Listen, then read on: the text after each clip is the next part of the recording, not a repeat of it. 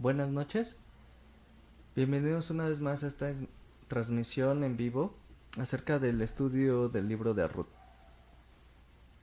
Hoy vamos a estudiar el capítulo 3. Les invito a que abran sus Biblias en Ruth capítulo 3 y vamos a iniciar con una oración. Padre que estás en el cielo, Señor, te damos gracias porque eres bueno, porque para siempre es tu misericordia. Te damos gracias por este día, por la oportunidad que nos das de abrir tu palabra y escuchar los consejos que tienes para nosotros en cada una de las situaciones de nuestra vida. En este momento vamos a estudiar el libro de Ruth. Te pedimos tu bendición para recibir el mensaje que tienes para el día de hoy. En el nombre de Cristo Jesús. Amén. Bien. Ruth capítulo 3. Les damos la bienvenida a nuestros amigos en YouTube y Facebook. Nuestros amigos de Facebook, la semana pasada no pudimos subir el video de Ruth 2. En los próximos días lo vamos a subir para que estén al pendiente y para que sigamos la cronología de esta historia. Ruth capítulo 1 comenzó con dos pueblos diferentes y dos mujeres. Un mismo camino, pero tenían distintos diferentes. Noemí, su camino era de regreso a casa, después de haber dejado sus tierras y después de haber dejado Jerusalén por causa del hambre, se fueron a Moab y allá en Moab murió su esposo y sus dos hijos. Pero Ruth era una mujer moabita quien acompañó a Noemí de regreso a casa, pero para Ruth ese viaje significó un cambio totalmente diferente, un cambio de pueblo, un cambio de nación, un cambio de Dios, un cambio de usos y costumbres, un cambio de lenguaje, de comida, prácticamente cambió todo para Ruth. Y vimos que de los dos pueblos Dios ha creado un solo pueblo, la cual llamamos iglesia, en la cual todos los creyentes unidos damos gloria a Dios y le alabamos. En el capítulo 2 vimos a Noemí platicando con Ruth acerca de cómo van a sobrevivir, de qué van a alimentarse, y recordamos un poco la ley que Dios había dejado al pueblo de Israel acerca de las viudas, de los extranjeros y huérfanos, que ellos tenían el derecho de ir y espigar los campos, todo lo que los segadores no recogían, todo lo que ellos abandonaban, ellos lo podían tomar. Los segadores por lo general recogían o cosechaban en círculos y dejaban unas esquinas. Esas esquinas también eran por derecho para las viudas, huérfanos y extranjeros. El Ruth llegó a los campos de Booz. Vimos que Booz era pariente cercano de Noemí, familiar de Elimelech.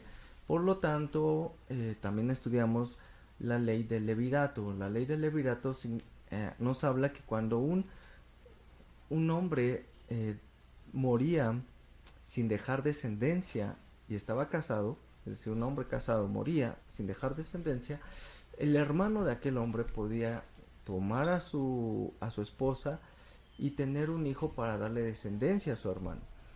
También leímos en Deuteronomio 25 que no solo podría ser el hermano del fallecido, sino también un tío, un sobrino, el pariente más cercano. Y la vez pasada estudiamos cómo Ruth había estado casada con Malón, que León con Orfa, y al haber quedado viuda Ruth, ella va a pedir que se haga justicia, que se ejecute esta ley, que se le dé el derecho que ella tiene del levirato, es decir, que el pariente más cercano le dé descendencia a su marido que ya había fallecido. Bien, en eso estamos. Muchos han traducido esta historia como una historia de amor, de que Boaz se enamoró de Ruth, pero la verdad es que lo leímos en el capítulo 2, que por la vestimenta, por la historia que tenía Ruth, es que Boaz conoció su situación. Él se enteró de Noemí, de lo que ella estaba haciendo al cuidarla, al protegerla.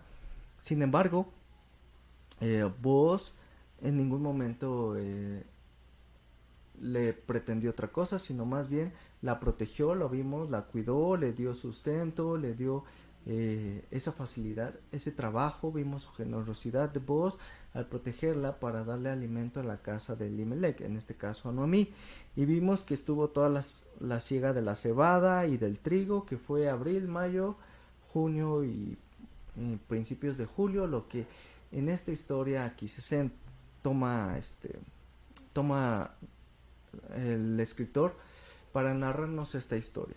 Y en el capítulo 3 vamos a ver la solicitud de Ruth para que se haga justicia conforme a la ley de Jehová y se aplique la ley del levirato, es decir, que ella se case con el pariente más cercano, más bien no se case, sino que se una para tener descendientes.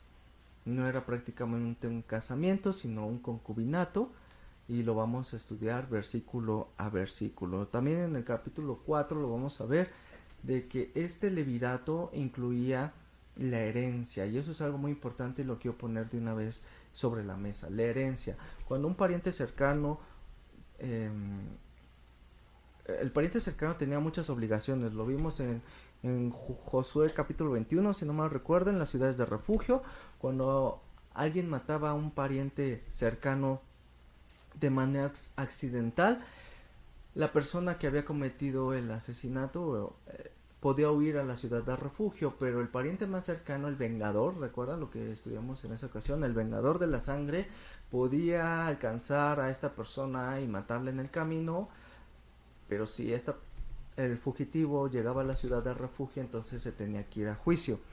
Eso era parte de las obligaciones del pariente cercano. También otra, la que acabo de mencionar, la del levirato, son obligaciones, no son derechos, o si quiere, o incluso había una maldición o una frase que decía aquel que no quería redimir.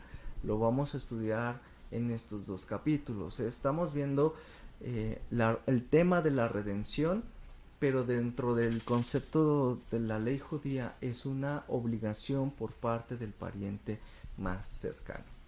Y vamos a estudiar un poco más de esto. Yo sé que hay muchas dudas, yo sé que muchas veces lo han hablado como una historia de amor, sin embargo es una obligación del pariente cercano salvar o redimir y dar descendencia, que eso es algo muy importante, dar descendencia a los parientes que han fallecido. Y de esta unión, de esta ley, nace nada menos que nada más que nuestro Señor Jesucristo. De esta ley Dios pudo cumplir su promesa. De esta pudo dar descendencia a la tribu de Judá por medio de Booz para que naciera Jesús. Porque de Booz va a nacer Isaí y de Isaí nacerá el rey David. Lo estudiamos en el capítulo 1 y lo vamos a repetir en el capítulo 4. Así que está todo este conjunto de leyes, está este conjunto de obligaciones, de derechos, como lo vimos, el recoger la cebada que se caía, pero Noemí va a hablar con Ruth una vez más. Lo vimos en el capítulo 2, ahora lo vamos a ver en el capítulo 3. Dice, versículo 1, después le dijo su suegra a Noemí, hija mía, es decir, Noemí va a hablar con Ruth, hija mía, ¿no he de buscar hogar para ti para que te vaya bien? ¿No es vos nuestro pariente con cuyas criadas tú has estado? He aquí la avienta esta noche la parva de las cebadas. Antes de partir de Moab, Noemí estaba convencida de que no podía ayudar a Ruth, ¿recuerdan? En el capítulo 1 vimos que Noemí, su argumento fue, no tengo más hijos que dar para que ustedes se casen y puedan tener descendencia. E incluso Noemí dijo, si hoy yo quedara embarazada, ustedes van a esperar a mi hijo para casarse con él. Les dijo, no, hijas mías, regresen a la casa de su madre, regresen a su pueblo, regresen a sus dioses. Eso fue el argumento de Noemí. No les puedo dar yo un hijo. Sin embargo, Ruth, al ver que Noemí le dijo, no te puedo dar un hijo, regresa a tu pueblo, regresa a tu Dios, la respuesta de Ruth fue, no me dejes que me aparte de ti, es decir, yo me convertiré en tu hija. No, tu pueblo será mi pueblo y tu Dios será mi Dios. De esta manera Noemí vio que Ruth estaba resuelta a ir con ella y no se lo impidió. Y llegamos a este momento donde ahora Noemí dice, voy a buscar tu bien. ¿Y cuál es tu bien? Pues que tengas descendencia, porque mi hijo puede ser redimido por parte del pariente redentor, que en este caso es vos. Por eso dice vos, nuestro pariente. Y habla en plural al decir nuestro pariente, porque Ruth se había casado con Malón, hijo de Elimelech, esposo de Noemí. Ahora Noemí va a decir los pasos que se deben seguir para obtener esta redención. Versículos 3 al 5. Te lavarás pues y te ungirás, y vistiéndote tus vestidos irás a la era, mas no te darás a conocer al varón hasta que él haya acabado de comer y beber. Y cuando él se acueste notarás el lugar donde se acuesta vos, e irás y descubrirás sus pies, y te acostarás ahí, y él te dirá lo que has de hacer. Ella respondió, haré todo lo que tú me mandes. Bien, Noemí le explica el plan a Ruth. Ruth no conoce la ley de Jehová. Muchas de las costumbres le son extrañas, como todo lo que habíamos acabado de estudiar en el capítulo 2, el recoger, el pedir permiso, la ley del levirato, todas estas leyes las desconocía Ruth. Así que Ruth está al pendiente de todo lo que dice su suegra Noemí, al decirle vístete, báñate, úngete, ponte un mejor vestido y ve a la era. Lo que le está pidiendo es algo vergonzoso, incluso chocante. ¿Por qué? Porque le dice no te vea varón, y eso es algo muy importante. En esta época, cuando la cosecha, la era es el lugar donde se cosecha, donde se recoge, donde ya se ha limpiado el trigo, la cebada. En la era había una fiesta, pero solo era para los hombres, es decir, que solo los trabajadores y vos, en este caso sus siervos, tenían acceso a esta fiesta. Ruth no tenía acceso por el hecho de ser mujer. Recordemos que estamos en una época patriarcal, donde el hombre tiene una mayor posición jurídica en respecto a la mujer, pero también ceremonial. No va a tocar mucho ese tema, pero Ruth desconoce todas estas leyes, y tal vez tú y yo desconocemos más. Por eso podemos leer el libro de Levíticos y Deuteronomio. Y la era un terreno compacto, llano, donde los agricultores llevaban la cosecha para trillarla y para aventarla. No sé si algunos han tenido la oportunidad de trillar o aventar el trigo. Mi abuelo siembra trigo, y en ocasiones, precisamente en junio, me ha tocado ir al pueblo de donde él vive y participar de esta acción de aventar y trillar el trigo. A mí la parte que más me gustaba era la de lo que dice aventarla. Es decir, se coloca una cesta con el trigo sucio, que trae todavía cáscara y paja, y lo pones en un lugar alto, en una ladera, con el objetivo de separar el grano de la paja. Se lanza al aire el trigo, o se deja caer con un... Yo recuerdo que tomaba un bote con trigo y lo dejaba caer sobre una cesta, y el aire que circula en lo alto de la montaña empuja la paja, empuja la cáscara mientras va cayendo, y por la gravedad el grano cae limpio, ya cae sin paja, ya cae sin cáscara. Es algo que hacen pues en esta época lo hacían los hombres, los trabajadores, y era un evento muy, ¿cómo decirlo?, de regocijo. ¿Por qué? Porque pues ya era la alegría de cosechar y limpiar y tener ya listo lo que se había sembrado. ¿Qué sucede en la era después de que vos terminas su día de trabajo? Esto por lo general se hacía en un día. En un día los trabajadores limpiaban el trigo.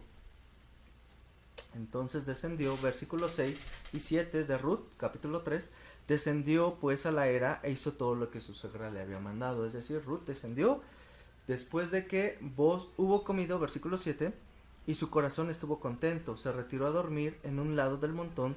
Entonces sí, ella vino calladamente y le descubrió los pies y se acostó. Es decir, Ruth le obedeció a Noemí. se lavó, se ungió, se puso vestidos, fue de noche, que trató de que nadie la viera. Y cuando los trabajadores terminaron su labor, los trabajadores en esta época solían dormir en la era, solían dormir junto a los montones de trigo. ¿Por qué? Porque pues estaba el miedo de que llegaran alguien a robar el trigo, pues ya que se había limpiado, ya limpio, listo, incluso tal vez almacenado.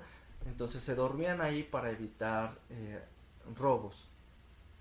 Y también era parte de las costumbres. ¿Por qué? Porque se hacía una gran fiesta al final del día. Vemos que Boaz hubo comido y bebido y se alegró su corazón, y ya a muy altas horas de la noche se fue a dormir. Entonces Ruth descendió calladamente, descubrió sus pies y se acostó a sus pies, procurando no ser vista. Esto significa que en aquella época era muy mal visto que las mujeres llegaran en este día a la era. Se prohibía el acceso. Pero Ruth sigue las instrucciones de su suegra y destapa los pies de Boaz. Y te puedes imaginar que ese momento, desde que destapa sus pies hasta que espera que Boaz se despierte, tal vez le pareció una eternidad. Boaz a medianoche comienza a moverse y le da frío porque sus pies están descubiertos. Y se levanta muy probablemente para cubrirse los pies, pero entonces nota que hay alguien a sus pies. ¿Cómo es que se da cuenta? Versículo 8 y 9. Y aconteció que a la medianoche se estremeció aquel hombre y se volvió. Se estremeció, es decir, que tuvo frío. Y aquí una mujer estaba acostada a sus pies. ¿Cómo vio que era una mujer? Por la vestimenta. Entonces él dijo: ¿quién eres? Y ella respondió: yo soy Ruth tu sierva, extiende el borde de tu capa sobre tu sierva, por cuanto eres el pariente cercano. Si vemos, no está pidiendo Ruth una boda, no está pidiendo que se case con él. Lo que Ruth está pidiendo es: extiende el borde de tu capa sobre tu sierva, por cuanto eres el pariente cercano. Le está solicitando que ejerza de hecho le está diciendo: tú tienes la obligación como pariente cercano de redimirme. Extiende el borde de la capa sobre tu sierva. Esa era una frase que se repite a través de la Biblia. El borde del manto que cubre. Es como otra frase muy similar es la gallina que junta sus polluelos, o debajo de la sala de la madre, de los polluelos que van y se refugian bajo las alas de la madre. De hecho también Boaz se lo había dicho a Ruth de otra manera cuando dijo: porque has buscado protección bajo las alas de Jehová. Bajo las alas, es ese borde de tu manto lo que significa esta frase. Y no es un derecho, sino que prácticamente le está diciendo: es tu obligación como pariente cercano. Sin embargo, vos le va a responder a Ruth, versículos 10 y 11: bendita seas tú, hija mía, has hecho mejor tu postrera bondad que la primera, no yendo en busca de los jóvenes, sean ricos o pobres. Ahora pues no temas, hija mía, y lo haré contigo lo que tú digas, pues toda la gente de mi pueblo sabe que eres mujer virtuosa. Esto es algo muy importante, porque si Ruth hubiera buscado casarse o lo que tal vez tener alguna relación romántica, hubiera buscado un joven, o rico o pobre, no importa, pero hubiera buscado un joven, no a Boaz. Boaz, de hecho, es una persona mayor. No sabemos si está casado o no. Algunos comentaristas mencionan que muy probablemente sí, pero era demasiado rico, que cuando lo vamos a ver en el siguiente capítulo, que al dividir su herencia entre el hijo de Ruth y sus hijos, él no va a tener problema, a diferencia del otro pariente cercano. Boaz también le dice que no tenga miedo, que él va a hacer lo que ella le pide. ¿Y qué es lo que le está pidiendo? Que la redima, que ejerza el derecho del pariente del redentor, la obligación del pariente del redentor. Pero Boaz lo va a hacer por una cosa, y esa cosa es que toda la gente del pueblo sabe que eres mujer virtuosa. Ruth se había comportado de manera muy gentil y bondadosa con Noemí, había demostrado ser flexible a las costumbres judías que ella desconocía. Ruth llegó a ganarse una buena reputación al tratar a los demás con respeto y bondad. Vamos a estudiar una vez más el papel del pariente redentor. ¿Cuál es el rol del pariente redentor en la tradición judía? La ley de Jehová dio a Israel muchas leyes y disposiciones para la familia, que incluían los hijos, las esposas, el concubinato, los descendientes, y que Dios permitía al cuñado o al pariente cercano dar descendencia a la viuda para que el nombre del difunto no se perdiera entre la familia. ¿Pero por qué? ¿Por qué pasaba esto? Número 1, la tierra es de Jehová. De Jehová la tierra es su plenitud, el mundo y los que en él habitan. Salmo 24:1. Es un versículo que nos gusta a muchos de nosotros. De Jehová es la tierra. Pero cuando el pueblo entró a la tierra de Israel, Dios les dijo, no venderán las tierras que yo les voy a repartir. Lo vimos de Josué capítulo 13 al 22, la repartición de las 12 tribus de Israel, la repartición de la tierra. Y una vez que cada tribu tuvo su tierra, Dios les dijo, no van a vender la tierra que yo les he dado. Lo que van a hacer es, sí la podrán vender, pero a préstamo. Y al final del jubileo la van a poder recuperar. Esto está en Levítico 25. Lo pueden leer, ahí está todo, no lo vamos a leer todo, yo voy a tomar algunas frases de ahí. Del versículo 23 dice, la tierra no se venderá a perpetuidad porque la tierra es mía, pues vosotros forasteros y extranjeros sois para conmigo. Por tanto, en toda la tierra de vuestra posesión otorgaréis rescate, y eso es la palabra clave, rescate, redimir, redentor. Dice que toda la casa que estuviera dentro de una ciudad amurallada podrá ser redimida al cabo de un año. Si al cabo de un año tú no podías pagar ese préstamo o lo que habías dado por tu casa que estaba dentro de una ciudad, ya no la podías rescatar, solo la podías rescatar dentro del primer año, según Levítico 25. Todas las casas fuera de la ciudad, fuera de las murallas, podían ser rescatadas en cualquier momento y salían al jubileo. Entonces, podemos entender aquí que las tierras de Elimelech, las tierras de Noemí, las tierras de Malón y Calión estaban fuera de la ciudad porque ellos estuvieron en Moab 10 años. Y en esos 10 años regresaron y ahora Noemí pide al pariente redentor que redima y él no tiene ningún problema. Entonces, si ya habían pasado 10 años, significa que las tierras de Noemí estaban fuera de la ciudad de Belén. Y esas tierras le correspondían a Ruth.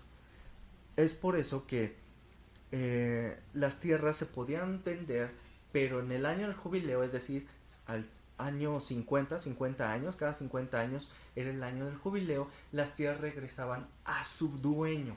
Y es algo muy importante que lo vamos a estudiar en el siguiente capítulo porque Pablo va a hablar del año del jubileo para la iglesia. Y no se pierdan el final de esta historia, que es algo muy importante, como Pablo nos ha revelado el misterio, como dice en Efesios capítulo 3, el misterio de la dispensación de los tiempos que Dios tenía en Cristo. El de que al ser pueblos diferentes, Dios de todos los pueblos hizo uno, que es la iglesia. Bien, no me quiero adelantar, sigamos con el pariente redentor. Cuando los hermanos vivían juntos y uno moría, el hermano tenía que tomar a su mujer y darle un hijo para que no se perdiera el nombre de aquel de su hermano y no se pasara la propiedad a otra persona. Por eso es muy importante la propiedad. El pariente redentor lo que está asegurando es mantener la propiedad de la familia. Y eso es algo que vamos a estudiar la siguiente semana. Por eso este pasaje del capítulo 13 es un puente, es una transición. Me gustaría hablar más, pero lo voy a dejar para el capítulo 4, donde todos los pasos van cayendo como cada uno en su lugar, lo que Dios había planeado para su pueblo. Dice, si la persona que ha fallecido no tuviera hermano, la podrá tomar el tío o el hijo del tío, la podrá rescatar, pero la tierra no se pasará de un dueño a otro. Eso es lo que se trata la ley del levirato, la ley de la propiedad, la ley del pariente redentor. ¿Por qué Boaz no puede redimir a la familia de Elimelech? Boaz lo explica de los versículos 12 y 13. Ya vamos terminando. Ahora, aunque es cierto que yo soy pariente cercano, con todo esto hay pariente más cercano que yo. Pasa aquí la noche y cuando sea de día, si él te redimiere, bien, que te redima. Mas si él no te quiere redimir, yo te redimiré, vive Jehová. Descansa pues hasta la mañana. Le agrada la idea de redimir la casa de Elimelech, de recuperar las tierras, de recuperar una propiedad, de darle descendientes a la familia de Elimelech. Pero Boaz es un hombre justo. No le extraña que Ruth le haya pedido que él sea el comprador. Pero le dice que hay otro pariente más cercano del difunto esposo de Noemí y que tiene que hablar con él. Pero Boaz no solo es justo, sino también generoso. Y se preocupa por la reputación y el bienestar de Ruth. Versículos 14 y 15. Después durmió a sus pies hasta la mañana. Se levantó antes que los hombres pudieran reconocerse unos a otros, porque él dijo, no se sepa que vino mujer a la era. Ya lo habíamos comentado, las mujeres no pueden ir a la era. Después le dijo, quítate el manto que traes sobre ti y tenlo. Y tendiéndolo ella le puso 6 medidas de cebada, esto es 30 kilos.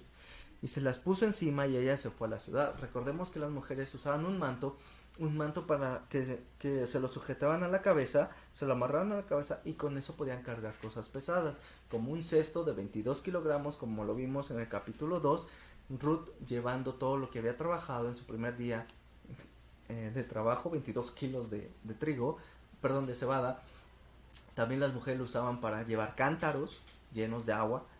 Y en este momento lo usa para llevar 30 kilos de cebada. Boaz le pide también acostarse y que se descanse hasta que amanezca. No quiere que se vaya en la madrugada. Pero antes de que despierten sus trabajadores, para que nadie se dé cuenta de que ha ido mujer a la era. Entonces vuelve a acostarse tranquila Ruth y podemos descubrir que se encuentra tranquila, va a recuperar tierras, va a tener descendencia. ¿Qué pudo haber significado el regalo de Boaz que Boaz le dio a Ruth? Versículos 16 al 18 y con esto terminamos. Y cuando llegó a donde estaba su suegra, le dijo, ¿qué hay, hija mía?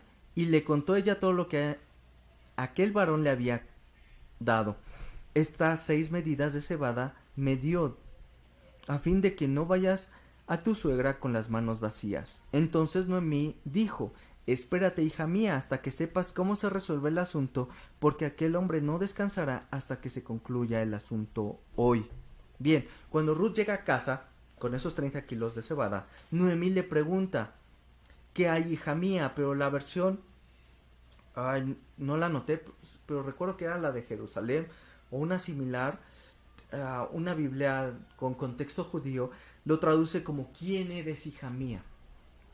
¿Qué hay, hija mía? Que vemos en nuestra Reina Valera 1960, en otras versiones dice ¿quién eres, hija mía? Y esto es algo muy importante. Noemí quiere saber quién es Ruth. Si Ruth es todavía la viuda de antes o si será la mujer redimida de la familia. Es tan importante esta pregunta cuando le dice ¿quién eres, hija mía?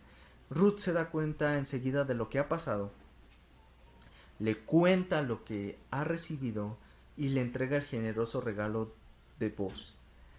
Noemí, que se caracteriza con la sensatez, exhorta a Ruth a quedarse en casa tranquila y le dice no vayas a trabajar, y le asegura que Boaz no tendrá descanso a menos que haya acabado con el asunto hoy. Y bien, hasta aquí vamos a detener la historia en el capítulo 3, porque en el capítulo 4, inmediatamente después de que amanece, Ruth sube a la ciudad y va a acontecer una historia fascinante, no te la quieres perder. Vamos a estudiar más sobre la ley del levirato, la ley de la propiedad, la ley de la descendencia y por qué esto no era un casamiento común y romántico como tal vez muchos habíamos pensado, porque incluía dividir la herencia, el concubinato, la propiedad muchas cosas. Son muchas cosas. Vamos a hacer un resumen. El próximo estudio vamos a hacer un resumen para que cuando entonces leamos el capítulo 4 veamos cómo es que la ley de Jehová se cumple al pie de la letra, la obligación del pariente del redentor. Y así terminaremos con el capítulo 4 y posteriormente vamos a dar una lección más aplicándolo todo esto para la iglesia, porque se ha visto esta relación como Cristo y su iglesia. ¿Y qué tiene que ver? Bueno, pues vamos a hablar de la propiedad, vamos a hablar de la familia y vamos a hablar de la descendencia. Así que no te lo quieres perder. El plan de redención está aquí plasmado. De hecho, yo le llamo a esto el Evangelio según Ruth. ¿Por qué? Porque los extranjeros, que somos nosotros, que no somos judíos, ahora formamos parte del pueblo de Dios. Y esto Pablo lo va a explicar en Efesios capítulo 3. Te invito a que lo vayas leyendo. En la siguiente semana te voy a exhortar a que lo leas y después, al final, vamos a estudiar lo que Pablo dice acerca de que los gentiles ahora forman, los que antes eran, los que éramos llamado Loami, aquellos que no eran pueblo de Dios, ahora son llamados pueblo de Dios. Bien, aplicación práctica. Ruth llegó a tener una buena reputación. Supo tratar a los demás con bondad y respeto. Y tengo dos preguntas para ti esta noche. ¿Cómo tratamos a los de nuestra familia? Vemos que Boaz era el pariente redentor y fue generoso, le dio oportunidades, la protegió y ejerció su derecho de pariente redentor. Más bien su obligación, no quiero usar la palabra derecho, porque una obligación lo vamos a estudiar la siguiente semana. Y cuando alguien, también vamos a ver qué pasaba cuando alguien no quería atender a esta obligación. Y cómo tratamos a nuestros vecinos, cómo tratamos a nuestros compañeros, ya sea en la escuela, en el trabajo, cómo es que los tratamos. Ruth trató a todos con respeto, con generosidad, con bondad. Boaz trató también a Ruth, a pesar de que era extranjera, pero la trató con respeto, con bondad y con generosidad. Y creo que esa es la lección de hoy, en esta mañana,